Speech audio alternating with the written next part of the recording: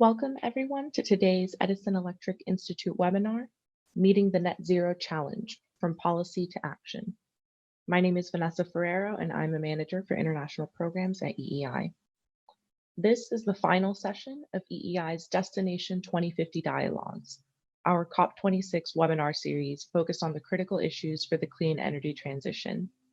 We're excited to welcome three speakers today: Madalena Callé Lucas, Senior Sustainability Advisor at EDP, Craig Dyke, Head of International Decarbonization at National Grid, and Erica Bowman, Director of CEO's Office at Edison International. They will be joined in conversation by Lawrence Jones, Vice President for International Programs at EEI.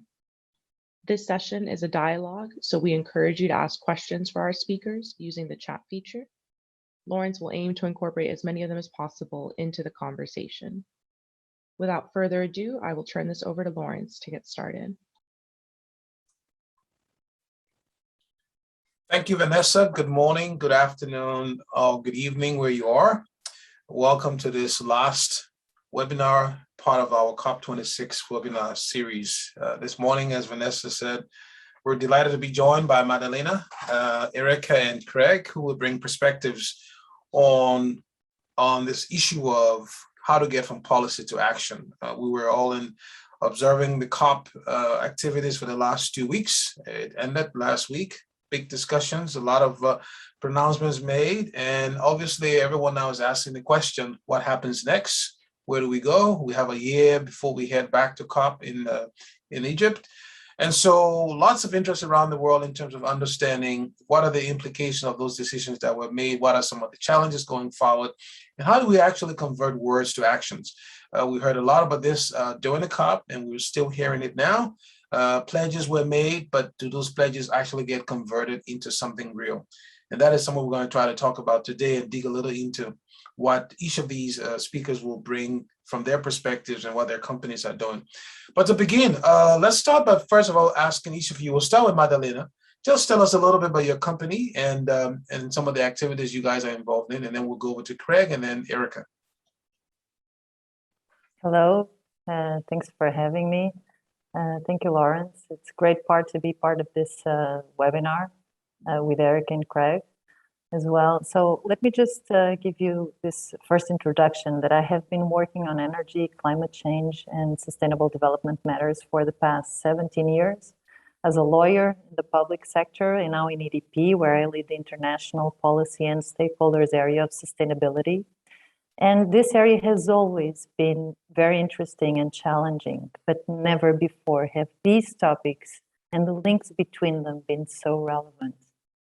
So EDP stands for Energias de Portugal, and it's a forward-looking electric utility that has a very robust sustainability-linked business strategy. We were just yesterday announced as #1 utility in the world by the Dow Jones Sustainability Index as the most sustainable utility. And with about 9 million customers, electricity and gas, we have grown in the past 4 decades into a green major in the forefront of the energy transition. We are present in about 30 countries, close to 30 countries in 4 continents. We just expanded our operations to Asia. And we have about 80% of our energy being produced today from renewable sources. So we have a strong track record in the development of wind, solar, and hydro projects, and have invested about 10 billion euros over the past 10 years in mostly North America, Europe, and Brazil. So our prioritization in renewable energy and in the energy, anticipating the energy market trends is helping to set a vision of a society that is capable of reducing CO2 emissions, replacing thermal with renewable generation, and decentralizing generation and electrifying other sectors, namely transports. So in the beginning of this year, we have ramped up our efforts and commitments, and we incorporated higher commitments regarding decarbonization in our strategy update that was presented in the beginning of the year. And in a summary version, we committed 24 billion of further investment in the energy transition, about 80% to deploy new renewable energy, mainly wind and solar, and mainly in Europe and US, and 15% to be allocated to networks, client solutions, and energy management. So having in mind that we are adapting the supply activity to a more conscious, a more demanding, and a more digital customer. By 2025, we have committed to become coal-free, so we are phasing out any coal from our portfolio, and also to be an active shaper of the green economy and the green future of the regions that are being affected by the coal phase-out policies. This means that the coal power plants that we are decommissioning, we are creating, for instance, green hydrogen hubs in those areas. By 2030, we plan to reach 100% renewables in our portfolio and also to become carbon neutral. And we continue to further invest in access to energy projects in promising companies in the field of in sub-Saharan Africa, and co-funding access to energy projects by NGOs mostly in those same areas. Thank So you, this is Madalena. EDP in a nutshell. It is in a nutshell, but you got a lot out there, so we'll come back to you and dig a little deeper. Let's go over to Craig, National Grid. Who are you guys? So, hello everybody. So, my name is Craig Dyke, Head of International Decarbonization at National Grid. So, I guess give it a context of my background in this space. So, a couple of years ago, I was Head of Networks in the Electricity System Operator function, whose role is predominantly to set that long-term strategy for the electricity network of Great Britain, which fundamentally is driven by the closure of coal-fired power stations and the move to renewable energy with the target set by UK government. And as part of that as well, we set ourselves an ambitious target to operate the network by 2025 carbon-free. So where the market presents those days where there's no gas, no coal, no oil, purely renewable, whether it be solar, hydro, wind, then we've got our ambition to actually operate the network carbon-free on those days. So we're doing a lot of work behind the scenes through innovation, looking at new tools, actually replace some of those services we would have got in the past with a traditional rotating plant to new technologies.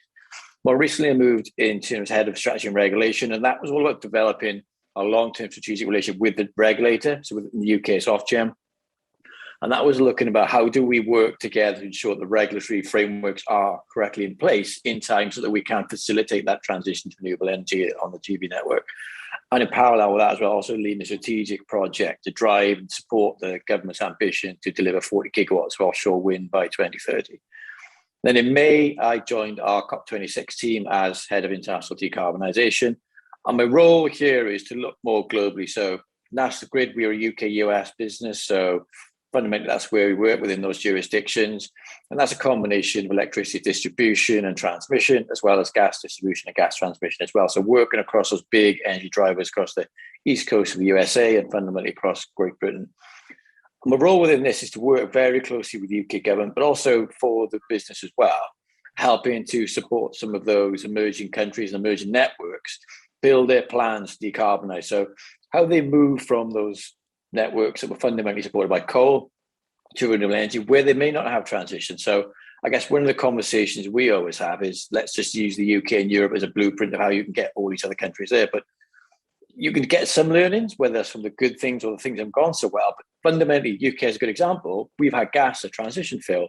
A lot of countries got to move straight from coal straight to renewable. So working with them to understand, one, what can they learn from the UK and European perspective? Two, helping them build their plans. And the third, which is always a bit of an elephant in the room, which is around how do you create that culture whereby executives and businesses and government actually believe it can happen? So that's a lot of what the role and what I've been doing over the last sort of 4 or 5 months. Thanks, Greg. Erica, let's go over to you. Great, thanks, Lawrence, and thanks for having me today. Really appreciate it. So I work with Edison International, and we have one main utility in Southern California where we serve 15 million people across the 50,000 square mile service area. And then we also have a deregulated subsidiary called Edison Energy, where they help larger commercial, industrial, and institutional customers with their energy needs, whether it's trying to achieve sustainability, reduce costs, or reduce risk. So they're working with some of the Fortune 100 folks and helping realize their energy needs. I'll say that from an Edison International perspective, probably over the last 5 years, we've really been on a journey of how do we, in a lot of ways, set an example for the world, given that we are located in California. California has had very ambitious decarbonization goals, both to 2020, set back in 2005, to 2030, which was really set in 2016. And then in 2018, California came out with a carbon neutrality goal by 2045. So we have really been at the forefront of examining what is our role as an electric-only utility to really enable that to happen. And so what we've done is examine this issue and really have realized that as we think through how to decarbonize, it does start with first decarbonizing the electric system and cleaning that up, but also then electrifying the rest of the economy to the extent possible. There will be pockets that will be very challenging, and so we have to develop low carbon fuels and no carbon fuels to figure out how to get the rest of that carbon out of the economy. But when we look at that, when we look at our 2030 goals, I know we'll get more into this, we do see ourselves pushing further than what even some of the state recommendations have been. And we've been advocating that for the past 5 years. And then also, as we look beyond 2030, how do we transform what we're seeing and our ramp up to 2030? How do we achieve that? But also making certain we stay on the path to get to that carbon neutrality position that we all want to be in. So that's really been a lot of our focus in terms of our journey of, one, how do we be the enabler? And then two, how do we really set the example and make certain that we are hitting the goals that California has set, because they are quite aggressive. And I think if we're able to do that, we really can kind of set a blueprint for a lot of other folks to follow. Thank you, Erica. I think it's fascinating just listening to the different approaches, 3 different approaches to getting to this whole goal of decarbonization. So let's get into the conversation. Last week, COP ended, 200 nations signed the Glasgow Climate Pact. But I just want to start by, based on your own experience, and I say as a citizen of the world, because I always like to get people's personal perspectives on these things before we get into some of the deep technical aspects. What do you think about the outcomes from COP26? Anything that surprised you? Let's start with Erica. Yeah, so I don't know that anything has been too surprising with the outcomes, honestly. I was pleased that there was so much focus on, okay, what do we actually need to do to get this done?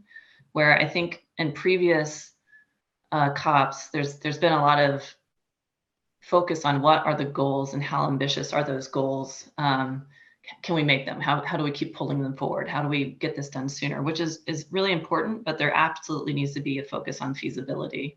And so I think there was something there that there's a little bit of realism about how do you do this in a way that's affordable, because you are going to have cost pressures for a lot of folks throughout the world, let alone in developed countries. And how do you make certain that you're managing that in a way that you're bringing everyone along? So I think that was one area that I don't know that it was surprising per se, but I was really pleased to see the focus. Craig, you were in the midst of this. I mean, you're in the UK, and we know you were at Glasgow. So tell us, what surprised you, if anything?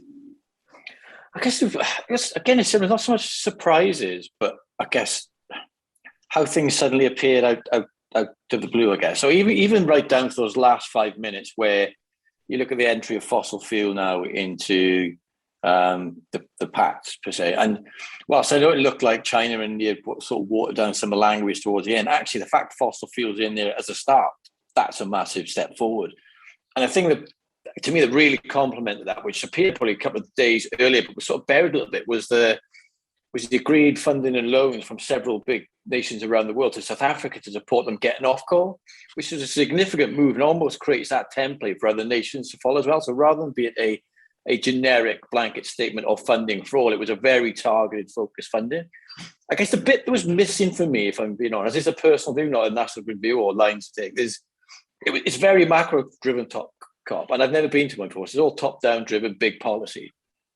And I still think the bit that's missing for me, I guess the blind spot is the consumer in all this, and how us as individuals can just get on and make a difference in our everyday lives. And that doesn't need government policy to create some of that. And I still think there's an opportunity for future COPs to really tackle some of that. So that's a bit of a thing for me.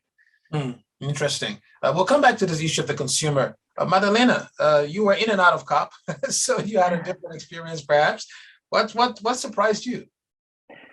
Let me start by saying that it was my 10th COP, and one thing that positively surprised me, it continues to surprise me, is that 10 years ago we were still discussing the reality of climate change.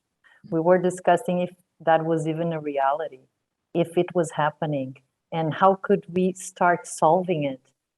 There were very few observers participating. Multilateralism to solve this kind of issues was highly complex, and no agreement was reached. This was Copenhagen 2009. So for me, the Glasgow Pact is highly positive in this sense. It does not solve global warming, but it gets us on a commitment consensus. And this I think we have to bear in mind that the threat of climate change it surely transcends economic self-interest. And what is being asked out of these international negotiations is that world leaders from different countries with different levels of development, they have to weigh a threat to life as we know it on the entire planet against national concerns on security and economic growth. And so I think the task is really high. And it's levelized by the urgency of the challenge.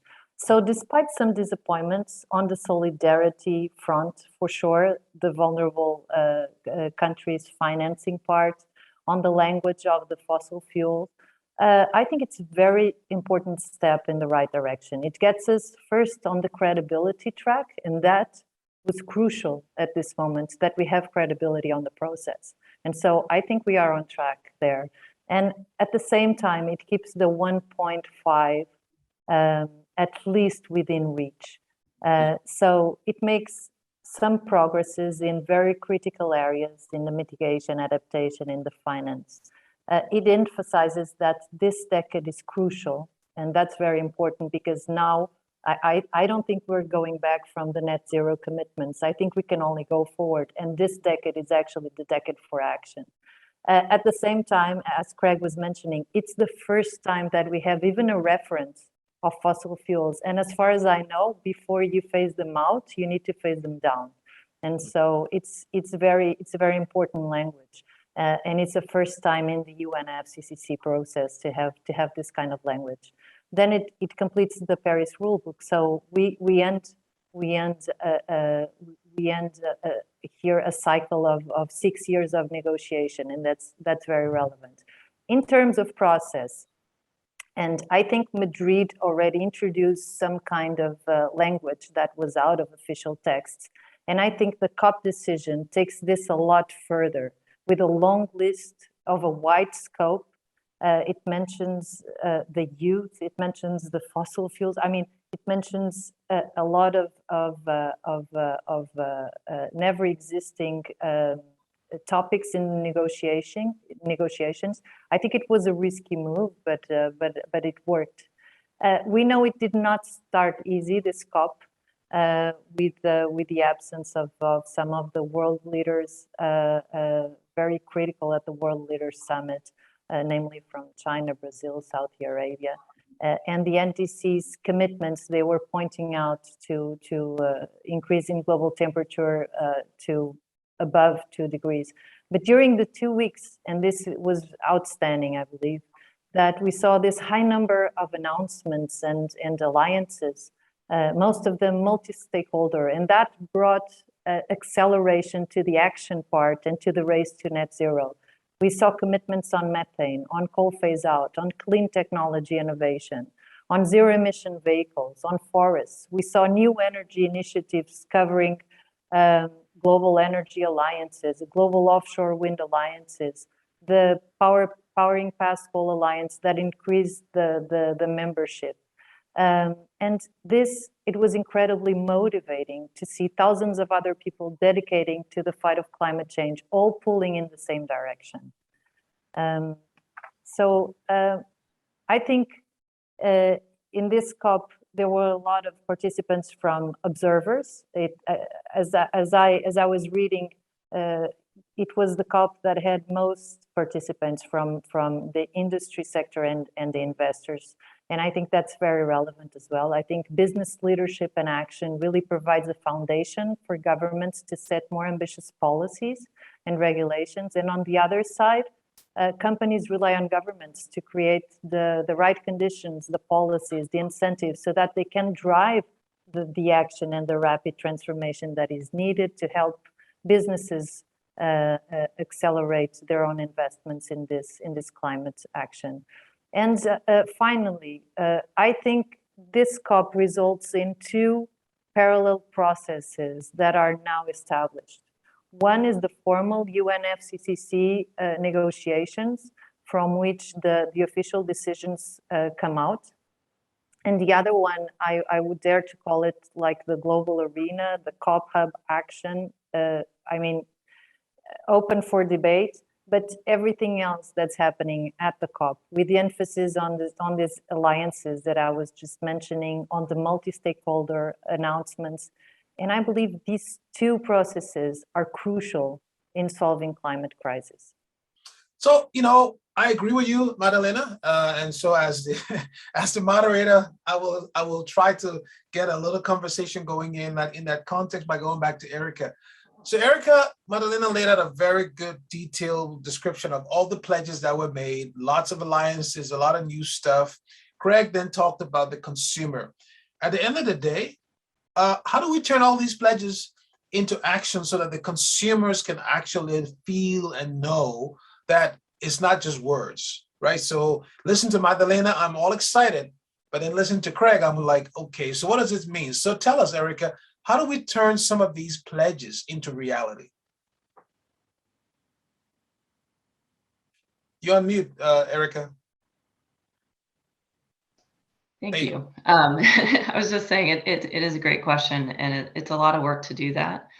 It also takes, at least as we're looking in California, what we're doing and how we're trying to translate this to bridge those two things, the very, very lofty and important climate goals globally, as well as what are the consumer actions. Because at the end of the day, you're right, it does really depend on the consumer and what they're doing and what choices are they making. When we evaluate what we're doing here in California, one of the biggest pieces at the consumer level is making decisions to electrify. So how can they, purchase electric vehicles? Are they purchasing heat pumps to electrify their heating? Are they taking those actions that actually allow them to decarbonize in a way that we think is needed to hit both 2030, 2045, 2050, whatever the goal timeframe is? And that starts with programs. We've been doing a lot of programs at the utility level. It starts with state programs. It's also programs at the local level, where you have different jurisdictions encouraging or requiring that as you move forward in time, you're making those clean energy choices as a consumer.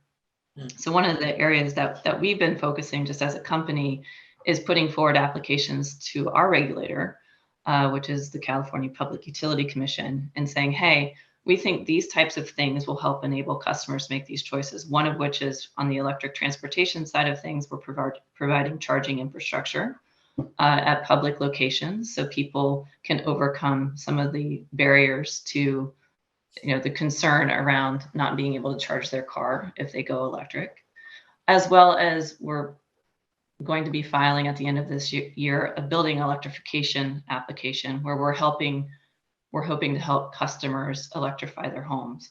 So instead of using natural gas as their home heating source, they can transition to heat pumps.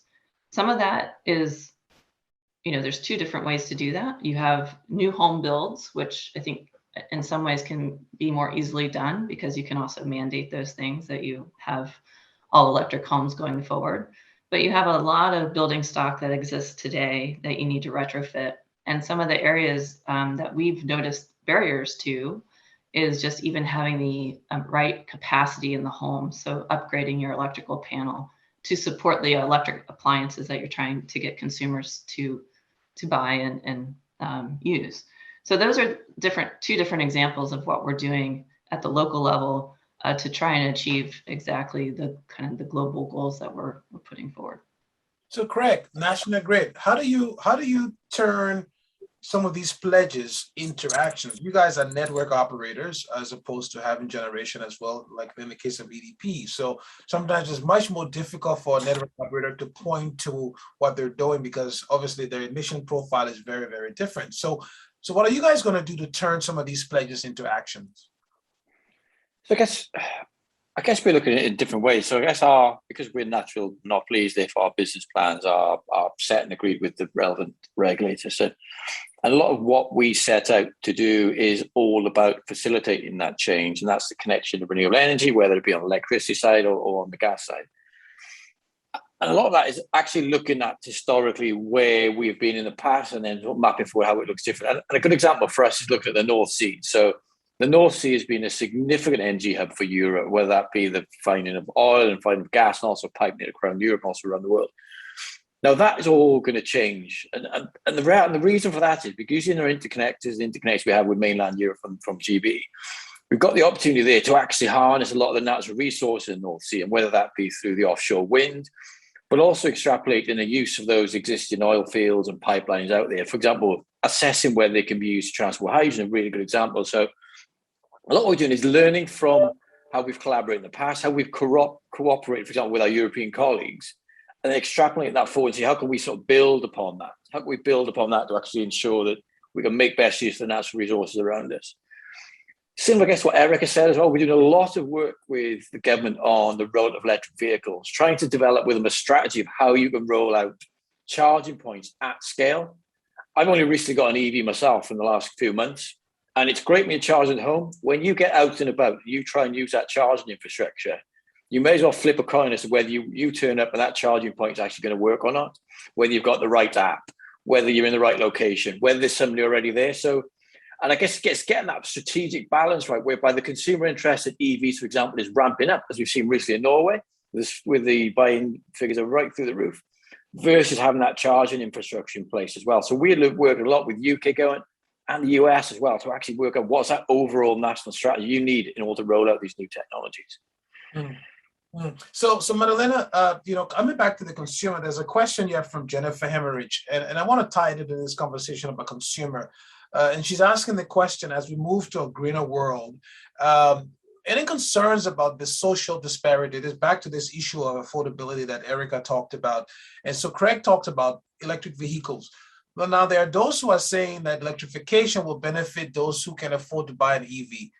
What happens to those who just cannot afford to buy an EV? Is there's going to be a bridge where you will have some people still using internal combustion engine because they can't afford an EV? How do you see this issue of disparity, social concerns, and sort of the affordability issue? How do you see it playing out? And was this covered at the COP to the extent you think it should have been?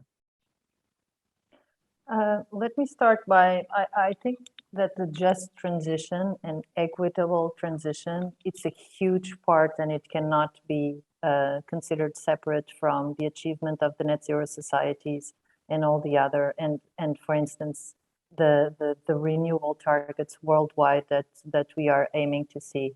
And this, I would say, just transition, it goes fundamentally to three levels. One is the communities and workers of the coal power plants that are being phased out in certain regions.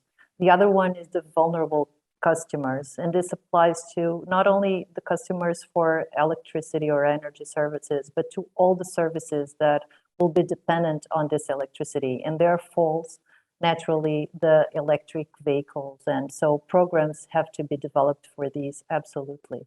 And then another one is the social part of the transition within the companies. The companies need to be future-proof in order to be able to deliver this energy transition. And they need to have the diversity and the equality and the empowerment and this has been widely discussed at the COP, although probably not so much reflected in the decisions and the outcomes. I'm considering there was an alliance on just transition that was created actually to reinforce this kind of policies to be uptake by governments and then uptake by companies as well. In particular, in the case of EDP and phasing down this just transition to the coal phase out, we are part of the Powering Past Coal Alliance, which is this coalition between governments and business that are working together exactly to working on the fundamentals to leave no one behind within this transition. And the concrete part, and I would say business actionable part of it, is that in most of these cases, this was what I was mentioning in my earlier intervention, is that we are aiming to become greener shapers of the future economies in these regions, exactly to support this just transition. But Lawrence, if you allow me, just going back to how do we move, because I think the just transition point is a wider point within the global policy landscape that's essential to move from the pledges to the action. Mm-hmm. So I would say that we need to move from pledges to action in a different set of levels, right? Government level, business level. So any level of any entity that pledged to do something, right? So I would say that 5 things would be essential to kickstart this implementation. One is a global system-wide transformation. We need to transform systems, right? Not only the energy system, but the food system, the land and the water and oceans, the cities and communities, work and education, and the just transition has to be present in all of these. Then we need to incorporate the principles like circularity and leaving no one behind within all strategies. Then we need a new dynamic of efforts and complementary actions between governments, cities, business, science, academia, because this will ensure a coordinated dialogue and coordinated action. Then we need, of course, clear targets, actionable roadmaps supported by adequate policies. And here, of course, accelerate the phase out, curtail deforestation, speed up electric vehicle, encourage investment in renewables, but establish the partnerships for innovation and towards a just transition. So I think the social part is actually the fundamental part that is supporting all of this. So Erica, based on what Madalena said, you're in California, you guys have Hollywood, you're good at storytelling, you put us on the very nice movies. Everything Madalena said makes sense to me, you and Craig and many people on this call. But how does one communicate that very, very complex picture that Madalena just presented to us? How does one communicate it to voters, to consumers who actually drive democracy? Any ideas on how we do this, how we tell this story better? Because clearly there's a mismatch between the storytelling sometimes and what the policymakers and the industry is saying. So any suggestions on how we tell this story better? Oh, that's a good question. I think so. I think we need to meet people where they are, and I think that is a challenge because you have, when you're trying to tell a story to, let's say, the average voter or the just average citizen, they have a lot going on in their lives, and while we are steeped in energy and steeped in all of these things that are very, I would argue probably all of us are very passionate about, not everyone is as passionate or as interested in the energy industrial complex, different consumer choices, what that means for decarbonization. And so I think it really is how do you meet people where they are? I saw a comment in the chat here talking about like how do you get people to think about just the benefits of an electric car? Like take away the just that it's decarbonizing using electricity, but how do you talk about you don't have maintenance costs the same way. You have much lower maintenance costs. You don't have oil changes. You have actually a really fun kind of response in driving an electric car relative to a gas or diesel alternative. So there are things there that I think we can put out there to help tell the story better. I also think that we, as companies and folks kind of at the forefront of this and trying to work with both the regulators, because I do think for the most part, not everywhere, but for the most part, we are monopolies, especially as utilities, that we have an interesting intersection and way with how to shape regulation and how to help shape state policy or country policy or whatever the right region is, depending on the utility that and your different regulatory body. And that comes with having your own story and talking to the regulators about that story and what you're trying to achieve. But it's also about listening to your local jurisdictions and your local constituents and understanding what is it that they need and what is it that they want. And I think when we talk about the equitable transition, a lot of that comes to, okay, we need to understand our communities. This isn't just about us being the energy company coming in and saying, you need to do this and that, but also hearing, okay, what is it that you need? What is it that you want? And how can we help serve you? So Craig, I want to move on to the subject of supply chain. But before that, let me just ask you a question based on what Erica said. Do you think we should shift from a lot of, I would call it the horror movies of climate change? Because the urgency, apparently, listen to Madalena, the urgency is to some extent well understood, I would guess, and now start talking about the benefits of investing in a greener future. So I think we've, because instead of using all of the horrible, devastating pictures about climate change, which I think is very important, should we now start painting a much brighter vision of what will happen if we did all these good things that you all are talking about, so that people can at least feel the future is more positive than the negative? What do you think is necessary? Positive pictures, storytelling, or negative storytelling? I think it'll be positive storytelling, and similar to what Erica said as well. And it's just purely coincidental that we with one of the main suppliers in the UK, Octopus Energy, we commissioned a very simple report that we published during COP, which is about busting some of the myths around electric vehicles. So talking around the fact they fund to drive the whole system cost of running an electric vehicle is cheaper than running a traditional petrol and diesel car, for example. And it is all about painting that picture that actually the world isn't going to be a bad place. It's going to be different, but not a bad place. So I think that positive storytelling, getting those really strong global advocates is really, really needed in where we are. Otherwise, I think we overly paint a negative picture that's all doom and gloom, and then trying to get someone to react from that is not encouraging.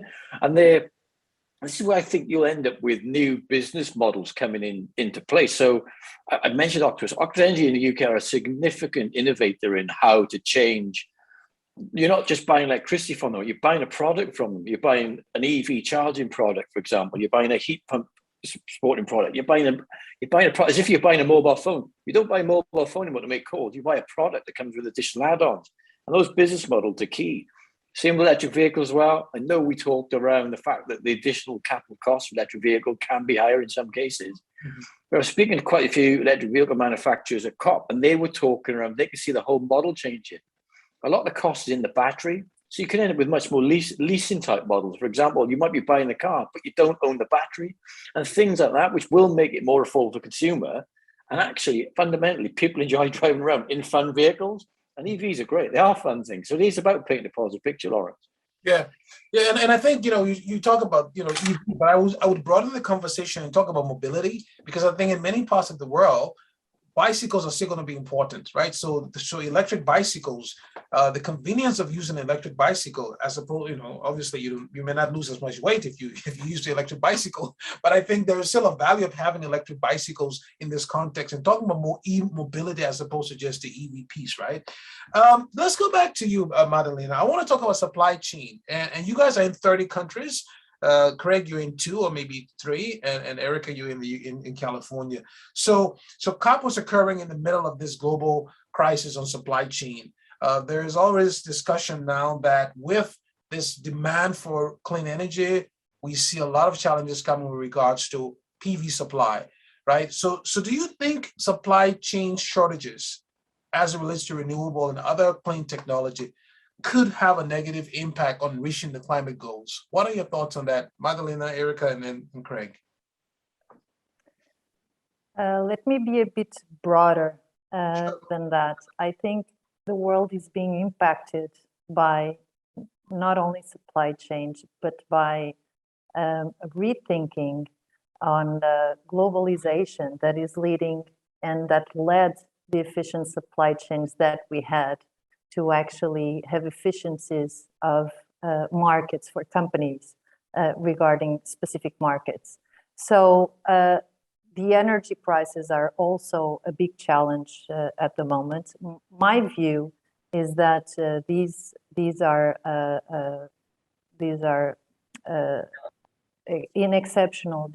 derived from exceptional situations, and that they are temporary.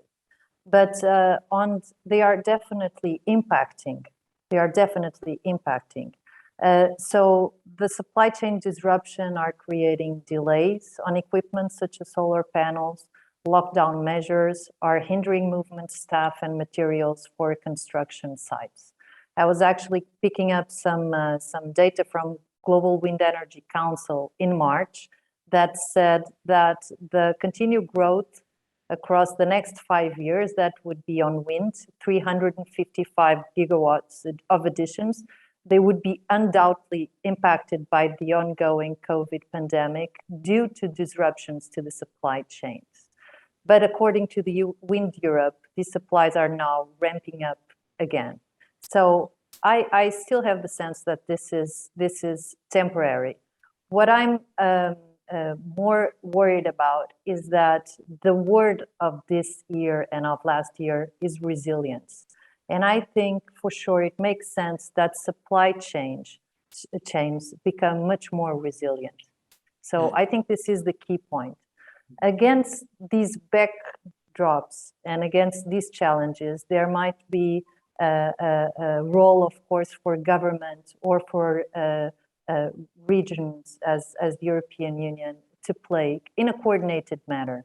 They can support, for instance, the research and development, in including for new energy sources. But besides this, subsidies and domestic preference, they may be justified only when a vital input relies on a monopoly supplier. So to this, we have yet we have to avoid losing the benefits that globalization has created on the supply chain. And if we become too protective of our own domestic supply chains, that may lead to inefficiencies. And so we should be careful when considering the constraints on supply chains. I was looking at data from the International Energy Agency on the recommendations for the approach on mineral security, and I think this can be very widely applicable to different materials and the different disruptions that the supply chains are suffering.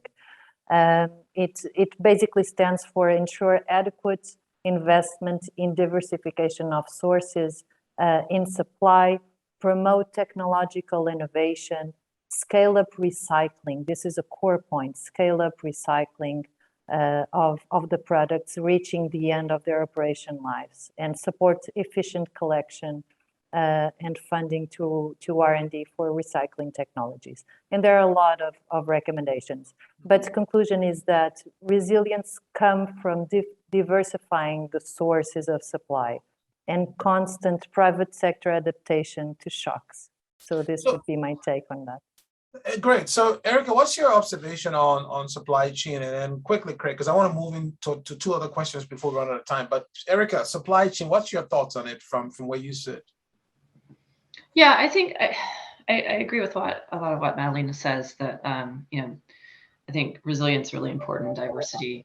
I do believe it is a short-term issue. I don't think that today's supply chain issues are going to dramatically impact the long-range goals of decarbonization and GHG reductions. I do think that to the degree that expenses and inflation and affordability issues continue to rear their head, and we might be in a, maybe for the next few years, an expensive place to be replacing fossil fuel generation with batteries and renewables, more so than what we would have imagined maybe a year and a half ago. To that degree, I think we need to make certain that we're solving that as well as we can, so that we're not letting that bleed too much into the affordability issue, because we will have challenges, because not only are we trying to mitigate the climate change that's currently happening, we're also trying to adapt to the climate change that has already been happening and will continue to happen even if we achieve all these goals that we've set forth. Yeah, and Craig, one of the things, talking about supply chain, we obviously know that a lot of the PV and to some extent some of the other technology were developed or are developed in Asia, to be precise, mostly in China.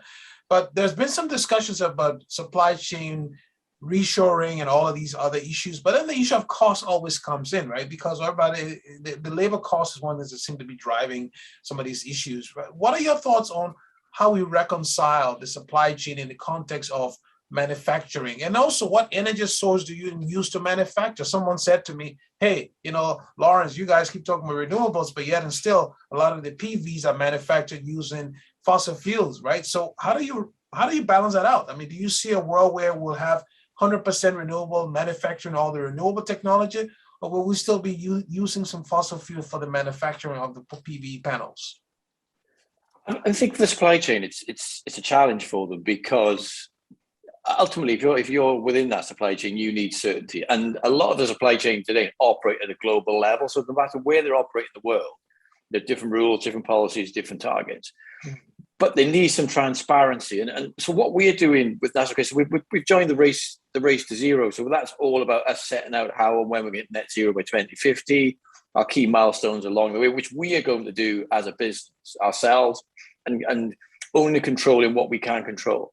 But also as part of our targets of what we're doing with our supply chain, we are starting to set out those targets and those expectations we demand and will demand of our supply chain as well. So it will come down to a little bit of cost, but it will also mean that we expect when we go for a procurement round, we expect those in our supply chain to have the same standards of a drive toward net zero as we do. And I think that will change it around as well. And I think over time, I think you will see some of that cost parity as well. I think that longer term world, well, there won't be any fossil fuels. I do see a world in the future where you will end up with renewable technologies being produced by renewable energy. I can't see us going in any other way, to be honest. And I think the other bit, just quickly on supply chain as well, it's easy to forget that supply chain isn't just about manufacturing. You need the policies, regulations, and technology all aligned as well. Otherwise, somebody could come up with a silver bullet tomorrow of technology, but if it doesn't work in the existing framework or regulation, then it's not going to fly. So I think a supply chain from a manufacturing and OEM perspective was also thinking about, I guess, that whole system supply chain as well, right from government, right through regulation and policy as well. And you need also the human supply chain, right? You need to have the workforce in place to be able to do all of this thing we're talking about, right? So we got time, 10 more minutes here. And before we go to the last two questions, I just want to throw a quick question. I want a quick response from you, Madalena, regarding critical minerals. Okay, based on what Craig said, a world where you start manufacturing renewable energy with renewable energy. Well, given the debate now with regards to the emerging countries who are not supposed to, or not being funding of coal energy is not going to happen going forward. Would it make sense then to basically put large solar farms in sub-Saharan Africa, where you're going to have most of the critical minerals being mined, because you have to have renewables to mine renewables, according to Craig. So maybe we should start building large solar farms in sub-Saharan Africa, in Democratic Republic of Congo, where you're going to mine the critical minerals. Wouldn't that be the best approach then?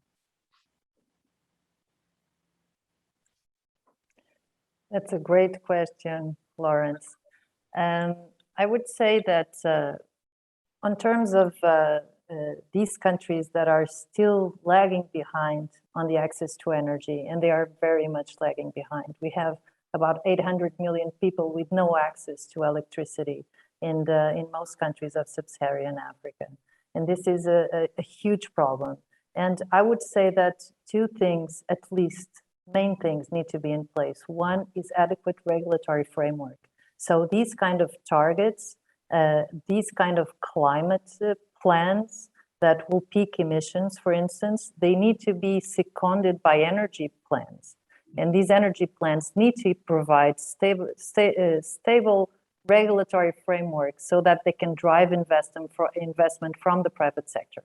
On the other side, there is a risking profile that needs to be addressed, and certain kinds of business models are being developed, but we still haven't found the right business models to actually deploy renewables in scale in these kind of geographies.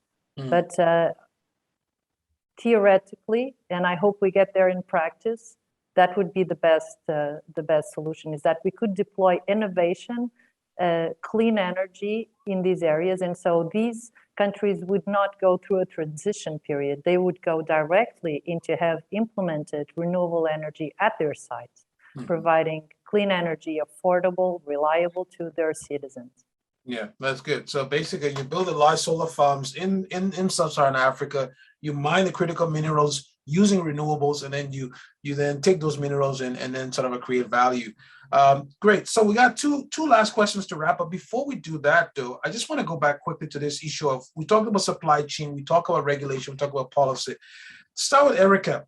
Can you tell us one other thing that could potentially affect the trajectory of getting to the goals? Just each of you give us one thing that we need to be thinking about that if we're not careful, could actually slow down the trajectory or change the trajectory of getting to the goals. One thing from each of you, starting with Erica.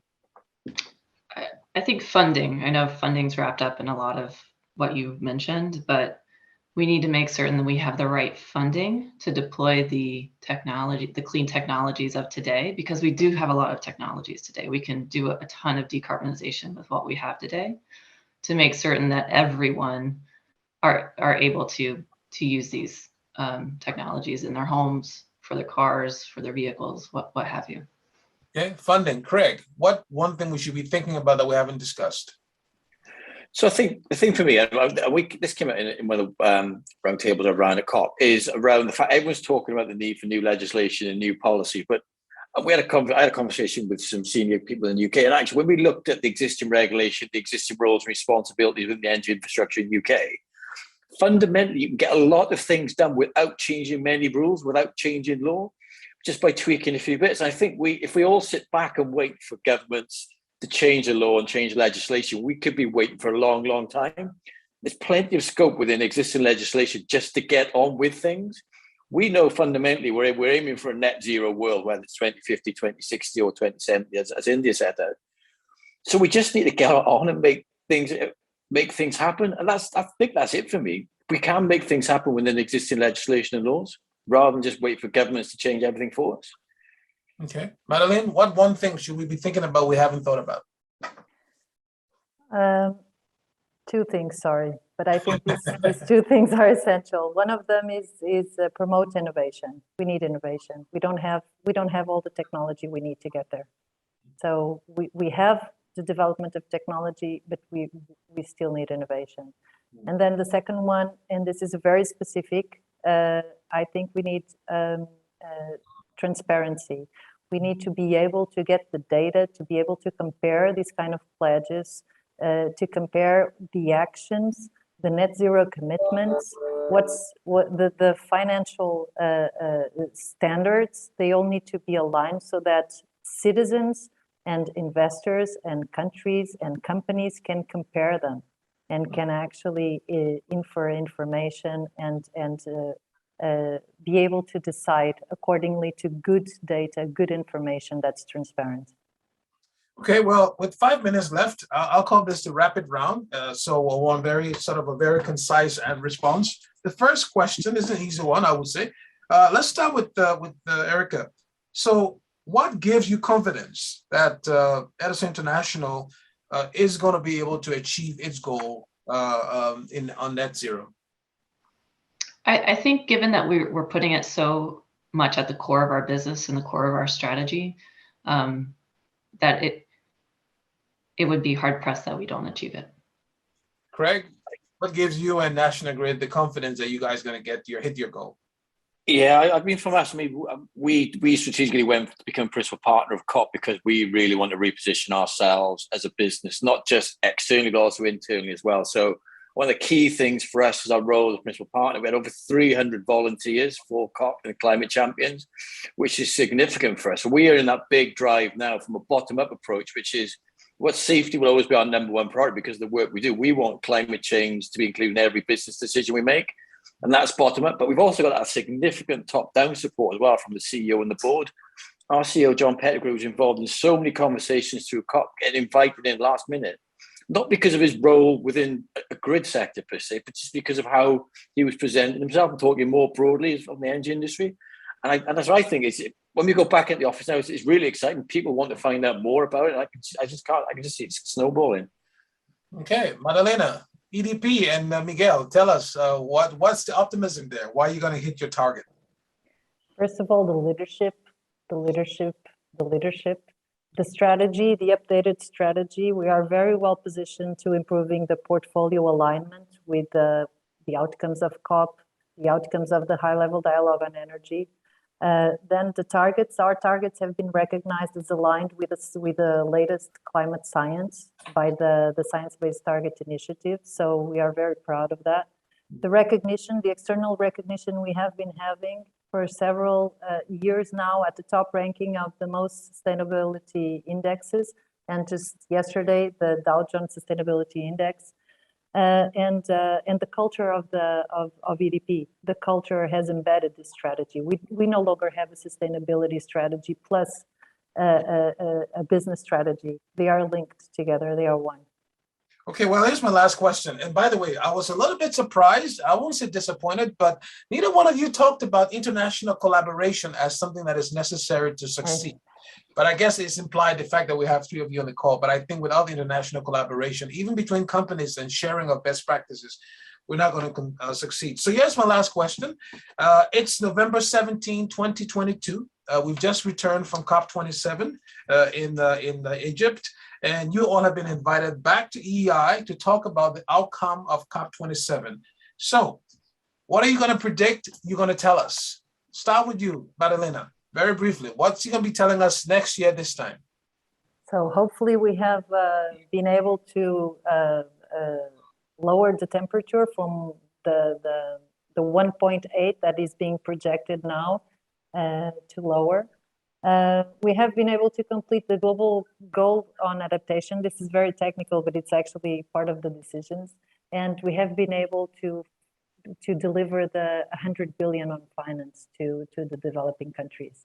I'm hoping that we have a continuation of this action hub, of this parallel process that I was talking about, with this great involvement from companies, private sectors, cities, investors, academia, youth, indigenous people. I think that's very strong.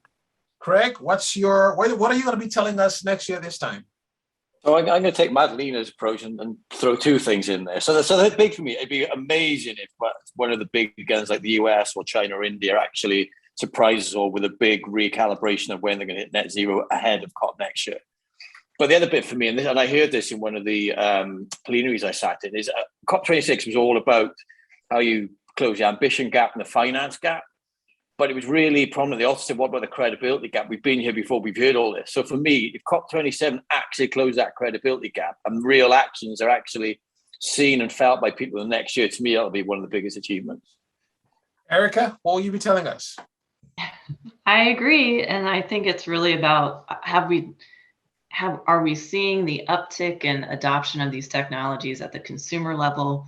And are we seeing people, the companies that are making these big statements, actually, next year taking action and out there procuring all the clean energy that they say that they are going to do? We'll see that, and we will celebrate. And so one of the beauties of this technology we have in front of us is that next year I'm going to play this back, and you cannot tell me that you didn't say so. So next year I'm going to say, hey, Erica, Craig, and Madalena, what happened? Your predictions were right or wrong. Let's hope you're right. Really, it's been great having you all. Very good conversation. Craig, if you do have a chance, you can send that link you mentioned regarding that report. I think it'll be good to share with Madalena and Erica and their folks and others who might be interested. And I look forward to meeting you all in person in 2022, if not in Egypt, somewhere in the travel arena. And good luck to all you're doing. And thanks again for joining us. Let me turn over to Vanessa to wrap us up. Vanessa? Thank you again to Madalena, Erica, and Craig for joining us today and sharing their insights on COP26 and the actionable steps that customers and companies can take to advance climate action. Thank you to everyone for joining the conversation and asking so many thoughtful questions throughout the session.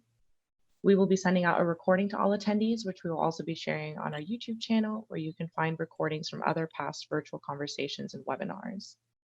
To continue engaging with EEI international programs and learn about future webinars and events, please follow us on Twitter or visit our website. I have put all of the links in the chat. Thank you and have a wonderful rest of your day. Thanks. Take care, guys. Thank you. Thank you. Thank you. Thank you. Bye.